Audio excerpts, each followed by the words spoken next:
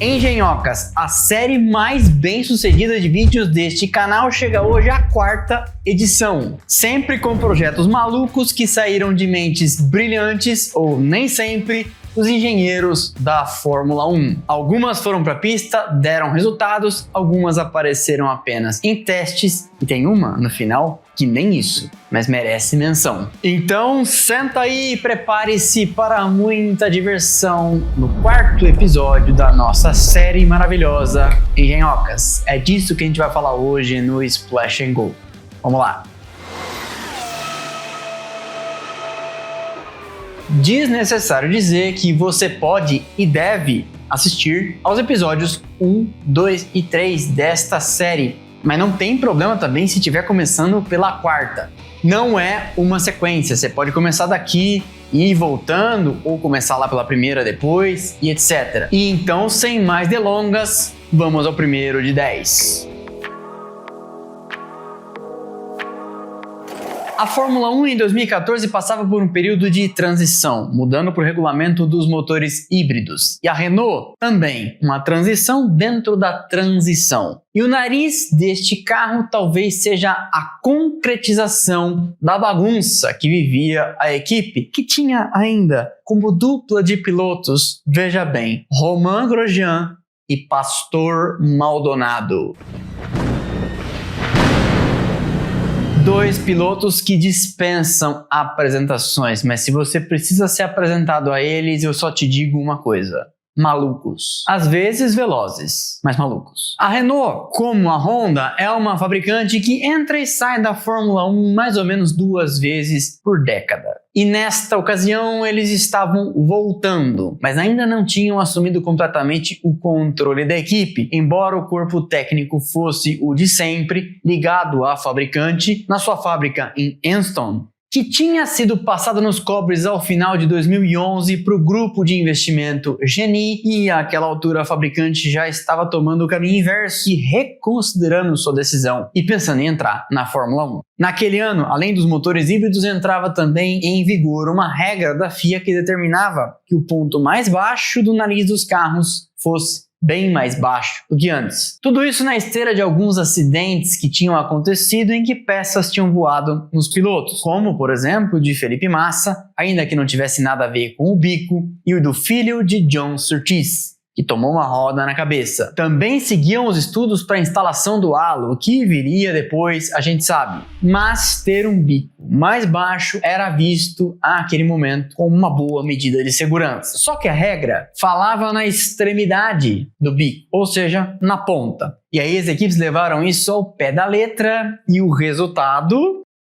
foi um desfile horroroso de narizes, eu chamaria de fálicos, se é que você me entende. A maior parte das equipes foi por este caminho de colocar a ponta do nariz lá embaixo, mandando às favas qualquer senso estético. E eu diria para você que as melhores soluções acabaram sendo as da Red Bull e da Mercedes. E a da Renault, por alguma razão, foi pela via de 2 extremidades, talvez pensando em alimentar o assoalho com ar passando no meio, e não apenas 2 extremidades, como uma extremidade maior do que a outra. Por que, Jesus? Por quê? Não sei. Apelidado pelos fãs e rapidamente também no paddock como tamanduá, lembrava o animal da fauna brasileira, mas também um aspirador de pó, um soquete de tomada. Enfim, deixo por sua conta apelidar. A equipe acabou sendo 7ª nos construtores, à frente apenas da Caterham, da Marussia e da Sauber, que tiveram evidentemente anos tenebrosos. Eles pontuaram 2 com Grosjean, 2 oitavos e 1 com Maldonado, 1 nono. 10 pontos no total.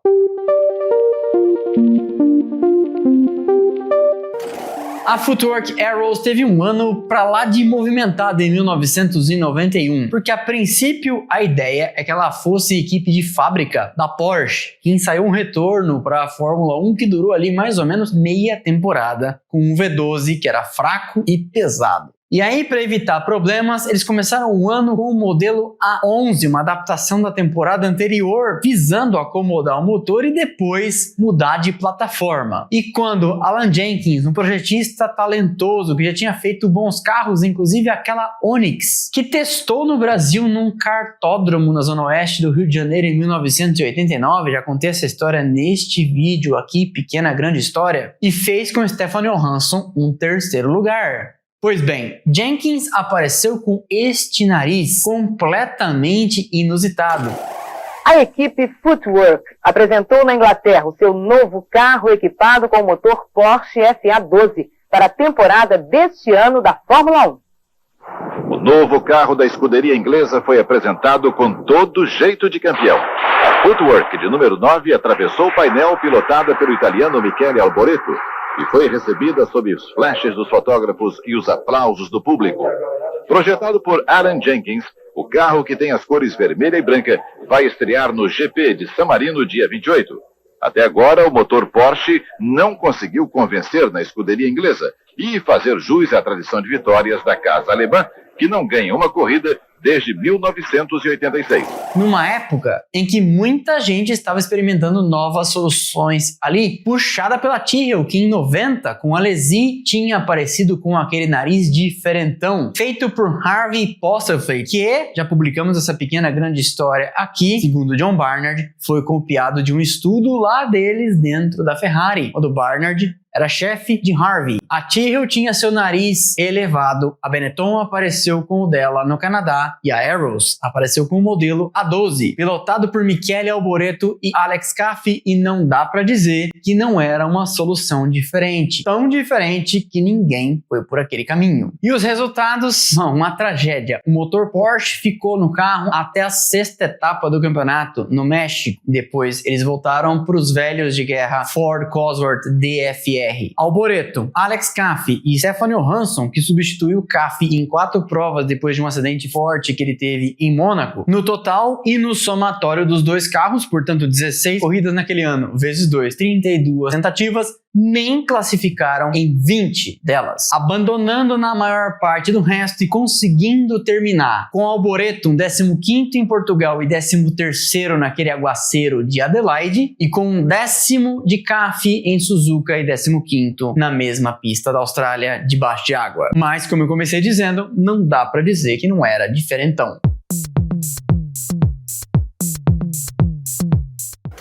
A participação da Honda na Fórmula 1 nos anos 2000 foi, não tem como dizer, um desastre. Eles tinham deixado a McLaren em 1992, fornecido motores pela Mugen para Jordan no final dos anos 90, falaram para a BAR e para a equipe de Ed Jordan: a gente compra uma das duas, a que ficar melhor classificada. Pensaram em comprar a Jordan, que deu um pau de fato na BAR, mas avisaram Ed: a gente compra, mas você sai. Ele não topou naturalmente, eles acabaram então se associando à BAR, que viraria Honda. E aí, quanto mais dinheiro eles punham, mais o carro andava para trás. E quando o carro definitivamente ficou bom, em 2009, a equipe já não era mais Honda. Eles tinham andado bem em 2004, mais ou menos bem em 2005, um pouco pior em 2006, mal em 2007 com aquele carro do planeta Terra, e em 2008, meu Deus. A dupla Rubens Barrichello e Jenson Button sofreu, e o melhor momento naquela temporada foi num aguaceiro em Silverstone que Rubinho meteu um pódio, 3º lugar. Tendo o Ross Brown como diretor técnico, todo mundo pensava: rapidinho eles vão começar a andar bem. Qualquer coisa que eles colocavam no carro despertava a atenção. Até estas orelhas de Dumbo que foram instaladas no cone dianteiro. Jenson Button chegou a dizer que aquilo não fazia a menor diferença. Além de ineficaz, rapidamente foi banido pela FIA, que mandou avisar as demais, inclusive a McLaren, que apareceu com um dispositivo parecido. Esse anzol de linha de pipa que os motoboys e o pessoal do kart usam não vai ficar nesses carros. Ainda bem, porque era feio pra dedéu.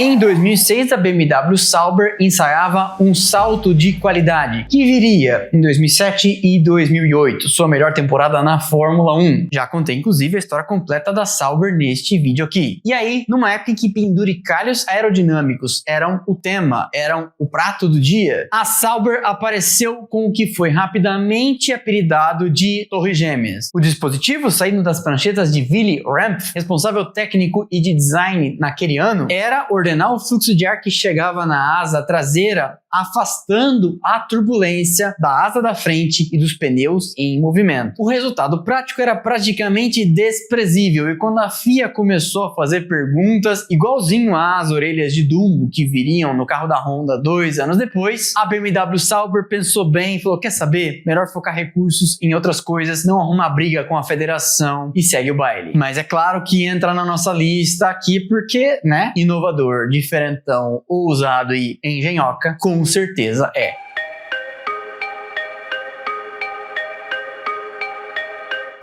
Tendo como designer um tal de Mike Coughlin, que se envolveria no escândalo da espionagem no final daquele ano com a Ferrari, o MP421 apareceu para também a temporada de 2006, igual o anterior da Sauber, com os famosos chifres. O objetivo, como no caso das Torres Gêmeas, ordenar o fluxo de ar em direção à traseira, numa zona muito sujeita à turbulência que vem dos pneus da frente. Apelidado rapidamente de rinoceronte, não teve problemas com a FIA e ficou no carro, e era considerado eficaz. Tão eficaz que Kimi Raikkonen, uma estrela à época em ascensão, já assinado para correr com a Ferrari, foi o melhor do resto, quinto no campeonato de pilotos, atrás apenas das duas Ferraris, Schumacher, Felipe Massa, e das duas Renault, Fernando Alonso, Giancarlo Fisichella. Para você ver que não é requisito para entrar na nossa lista engenhocas que deram errado. Algumas funcionam.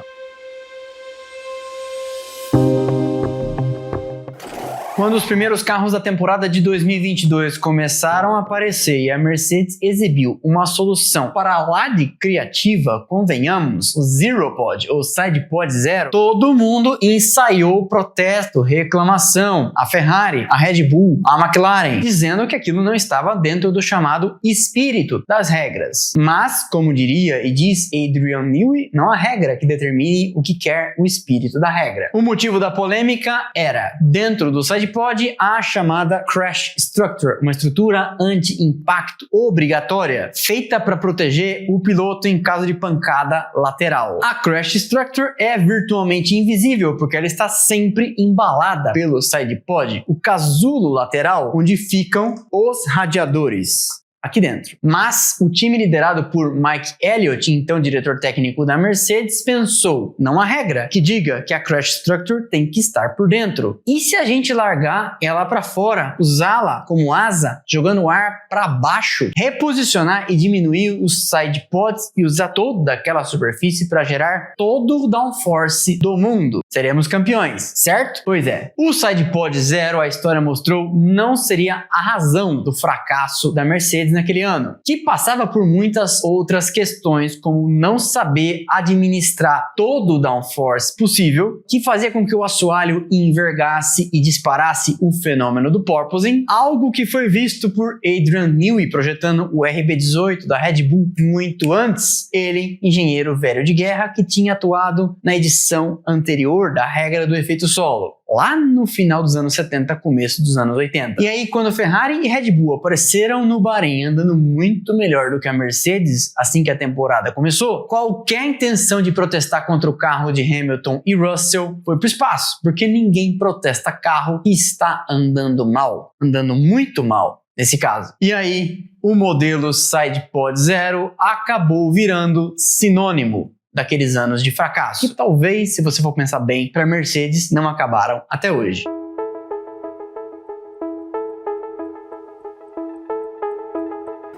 num projeto que conta, segundo os dados técnicos, com os nomes de Gianni Marelli, Franco Roche e do brasileiro, o lendário Ricardo Dívila, que fez os primeiros carros da Cooper Sucker Fittipaldi, dentre outras contribuições na Fórmula 1, uma solução muito diferentona acabou de cara chamando a atenção. Depois, a retumbante capacidade, ou melhor dizendo, incapacidade do carro de completar uma volta sequer, às vezes quebrando dentro da garagem ou ainda no pit lane, colocaria um modelo LF190 da equipe Life como um retrato de uma equipe que pode ser considerada a pior de todos os tempos na Fórmula 1. Ué, mas não era a Andrea Moda? Depende do ponto de vista, porque a Andrea Moda é a pior a disputar um grande prêmio, já que conseguiu se classificar para um deles. Mas a Life nunca conseguiu fazer uma volta lançada. O carro tinha um airbox gigante, não em cima, no Santo Antônio, para alimentar o motor e as partes quentes, mas sim aqui, no ombro do piloto. Tem foto desta trapizonga. Tudo isso somado a um motor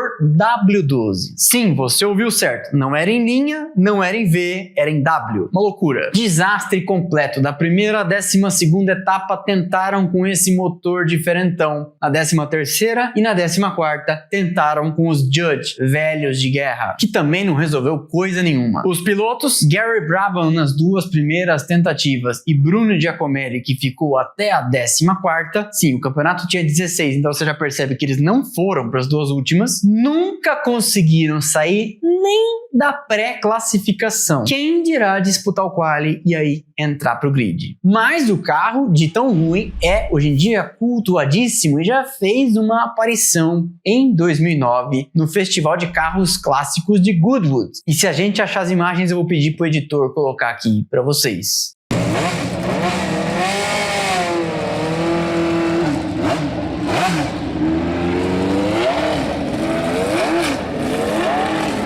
Porque igual no futebol, não é só a equipe vencedora que faz bater o coração dos torcedores, não é verdade? Essas magníficas jabiracas da história da Fórmula 1 também tem um lugarzinho no lado esquerdo do nosso peito.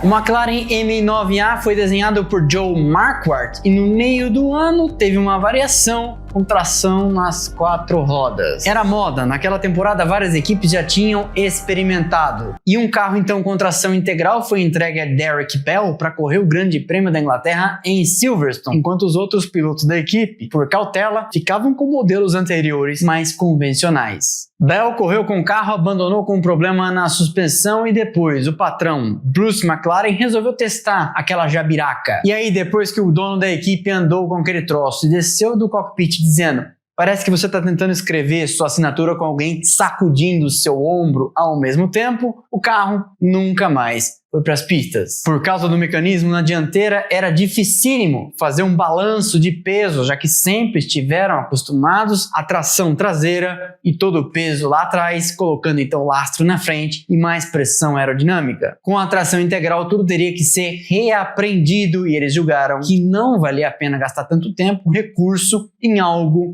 que ninguém mais estava fazendo, porque as outras equipes que tinham tentado já tinham também desistido. Inclusive, um bônus aqui. A Cosworth, sim, a Cosworth, fabricante de motores e do lendário DFV junto com a Ford, desenvolveu um carro com tração nas 4 rodas. Vou pedir para o editor colocar uma foto aqui. Ele nunca disputou um grande prêmio, ficou apenas na fase de concepção, protótipo, projeto, mas chegou a ser construído e ficou no museu. Jack Stewart foi um que experimentou para eles e disse: o carro é tão pesado na dianteira, por causa do dispositivo de tração, que quando você vira o volante, é ele que está depois dirigindo você.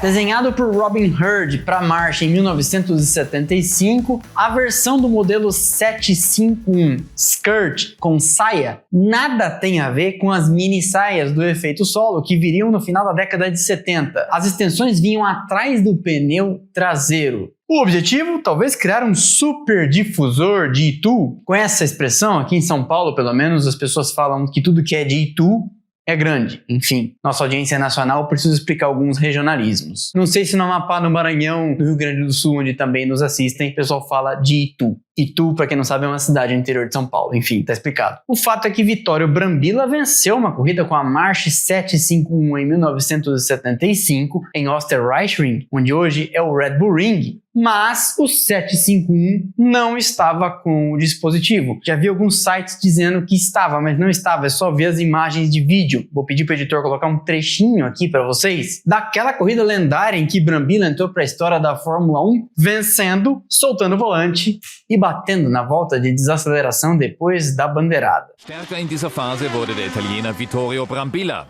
Auch er überholte Lauda und Hans und als schließlich die Abbruchflagge herauskam, war Vittorio Brambilla völlig überraschend der Sieger des Grand Prix von Österreich. Vor lauter Freude zerknitterte. Mas a Trapizonga foi para a pista algumas vezes. Há fotografias. E foi o suficiente para ficar eternizada e sim, é claro, aparecer aqui na nossa lista.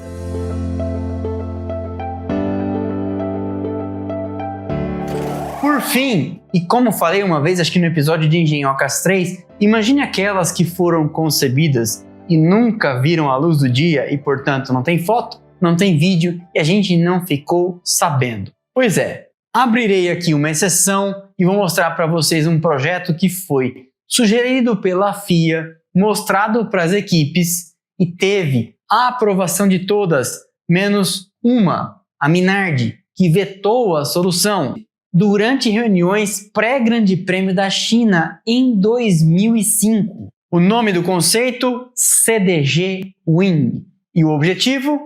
Facilitar que os carros seguissem uns aos outros, evitando a turbulência. O plano é que fossem implementadas em 2007, 2008, mas aí a Minardi vetou. Curiosamente, 2005 foi o último ano da Minardi e Paul Stoddart, à época então já o dono da equipe, vetou algo que não afetaria ele, porque ele vendeu a equipe para a Dietrich Mateschitz, de onde nasceria a Toro Rosso, time B da Red Bull. A ideia era limpar um pouco do ar que chega no carro de trás, colocando as asas em cima dos pneus traseiros, deixando uma seção central mais limpa. Foi apenas um modelo de computador, nunca foi testado em carros reais, mas sim, já havia alguns photoshops e inteligência artificial mostrando essa Trapizonga, que nunca foi construída. Apenas simulações de computador, que na época eram bem menos sofisticadas que as de hoje, foram feitas pelas equipes, levando em consideração essas dimensões. Todo mundo achou que seria uma boa ideia. Lembro de notícias circulando e todo mundo torcendo para que melhorassem as corridas. Um abraço para quem acha que problema de turbulência só acontece hoje. E no fim, este projeto nunca apareceu. Mas eu achei que valia entrar na nossa lista aqui, porque este tem o selo Engenhoca. Gostaram da quarta edição? Eu admito que acabou o meu repertório para fazer a quinta. Mas aí a gente pode entrar pela Indy ou pelos carros de Endurance. A não ser que algum de vocês assista aos 4 episódios e me sugira alguns que não estão aqui. Não adianta aparecer falando, a Tyrrell de 6 rodas, o Fancar da Brabham. Todos esses eu já fiz. Não viu ainda? Convido, como disse no começo, a assistir. Esse foi então mais um episódio do Splash and Go no YouTube. A quarta edição das Engenhocas. Espero que vocês tenham gostado. Deixa o like que é de graça, não custa nada, você sabe, ajuda demais o canal. Quebra essa pra mim? Quebra essa pra nós? Comente aqui se lembra de alguma que não entrou na lista, não só na de hoje, como nas outras 3. Comente qual foi sua favorita, comente de onde nos assiste, deixe um emojizinho. O importante é comentar para turbinar nosso engajamento e mostrar pro algoritmo que temos a maior e melhor audiência de Fórmula 1 e automobilismo do Brasil. Vocês, para não perder nada do que fazemos por aqui, você sabe, temos canais de notificação, Instagram, Telegram e WhatsApp, onde você entra e passa a receber um recadinho automático no seu telefone no instante em que eu publico cada um desses conteúdos. Por fim, temos nossas redes sociais onde tem conteúdo o tempo todo. Instagram, Twitter, Threads e TikTok. Estão passando aqui os arrobas, links lá embaixo na descrição. Valeu e já sabe, aquele abraço.